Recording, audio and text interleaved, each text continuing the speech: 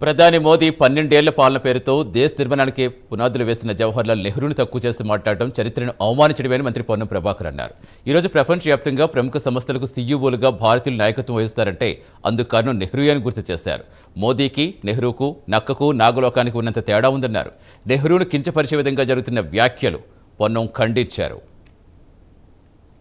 ప్రధాని ఈయన ఎన్నికైన ప్రధాని మతము తప్ప ఇంకొక మాట లేని రాజ్యాంగాన్ని అవమానపరిచి అప్రజాస్వామ్యానికి వేదికగా ఇలా చూస్తా ఉన్నాం. ప్రతిపక్ష పార్టీ ఉండద్దు. ఆనాడు నెహ్రూ గారి ఆలోచన బలమైన ప్రతిపక్షం ఉండాలి అనేటువంటిది. మీరేమో ప్రతిపక్షమో ఉండద్దు అనే నియంతృత్వ వైఖరికి తేడా స్పష్టంగా కనబడుతోంది. రాష్ట్రాల్లో ఉన్నటువంటి ప్రాంతీయ పార్టీలు లేదా ఇతర పార్టీలను ఏ విధంగా మీరు మింగేస్తూ ఉన్నారో మీ మిత్రపక్షాలతో సహా అనేక సంఘటనల నిదర్శనం. కాబట్టి మీరు నీతి చెప్పి ఈ దేశంలో ఏదో పెద్ద గొప్ప చేస్తున్నాం అనుకుంటే పొరపాటు. ఈరోజు నెహ్రూ గారి పరిపాలన యొక్క బీజాలే ఈ దేశ అభివృద్ధికి సంబంధించినటువంటి కారణాలు అనే మాటను మరొక్కసారి తెలియజేస్తూ, నెహ్రూ గారు లేని చరిత్ర భారతదేశ చరిత్ర కాదు.